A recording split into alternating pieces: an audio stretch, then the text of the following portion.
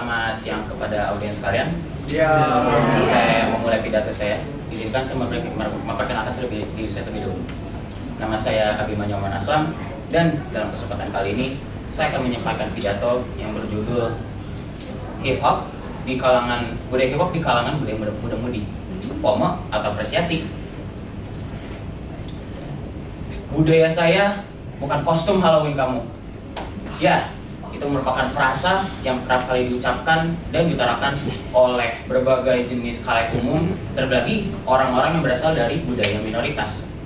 Lantas, mengapa frasa tersebut bisa menjadi realita, bisa muncul ke permukaan?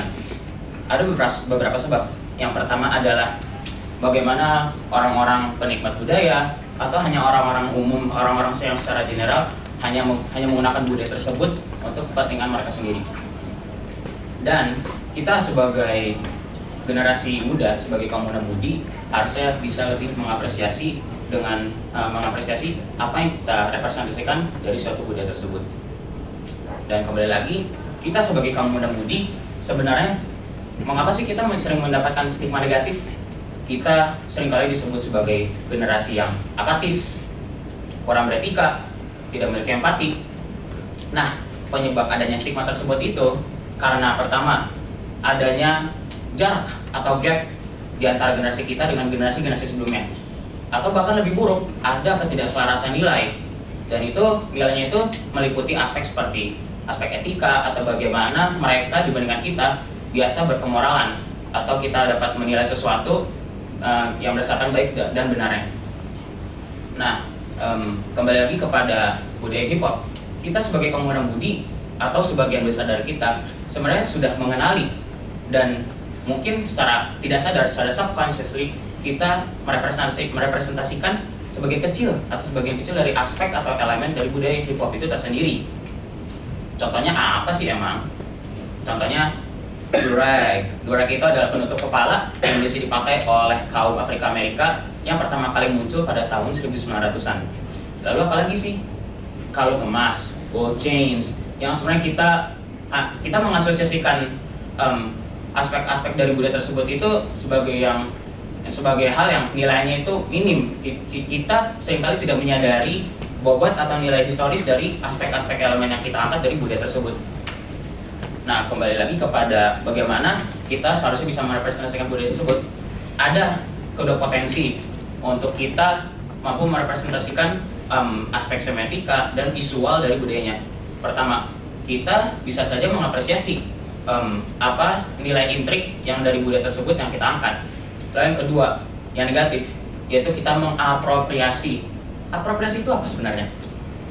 Ada yang tahu apropriasi apa? Oke, saya akan jelaskan. Apropriasi secara definisi merupakan tindakan meniru atau mimicking dari suatu budaya yang berasal dari budaya minoritas. Dan apakah itu ekstrem, apakah itu buruk? Tentu sangat buruk. Ada analogi yang menurut saya sangat cocok untuk menjelaskan peristiwa tersebut. Ibaratkan kamu merobek kulit seseorang, lalu kamu gunakan kulit tersebut, dan kamu memutuskan untuk mengatakan bahwa saya adalah orang yang mengasosiasikan diri saya dengan kulit dari yang dirobek dari orang lain tersebut. Itu sadistik, bukan? Nah, kita sebagai kaum muda-mudi harusnya bisa lebih mengapresiasi, lebih menyadari bahwa apa yang ada di sekitar kita, terlebih lagi secara historis dari budaya yang telah kita angkat itu, harusnya kita lebih berkesadaran dan kita harusnya menelusuri lebih lanjut. Karena pertama, kenapa saya bisa berkata demikian? Karena itu merupakan etika paling dasar dari bagaimana kita dapat merepresentasikan sesuatu, baik itu secara simbolis, baik itu secara visual, baik itu bagaimana kita dapat menyampaikan pesan yang ingin kita sampaikan berdasarkan apa budaya yang kita ingin representasikan.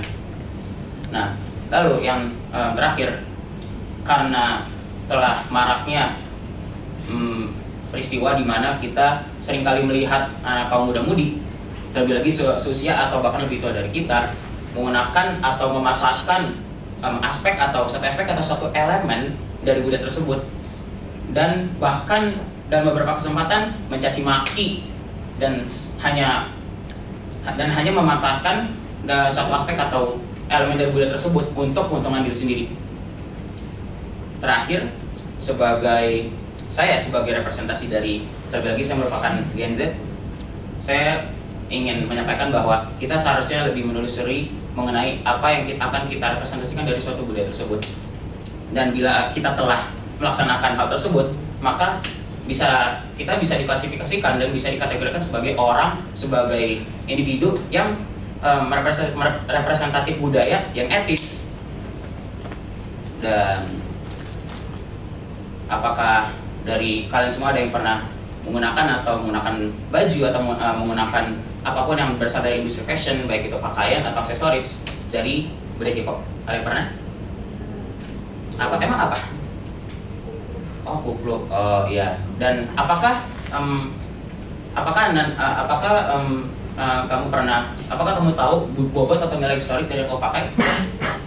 Nah, kita sebagai pengguna budi harusnya kita introspeksi diri dan lebih menilai secara reflektif terhadap diri kita sendiri, terhadap apa yang telah kita pakai, dan terlebih lagi apabila itu mewakilkan atau merepresentasikan dari suatu budaya tertentu.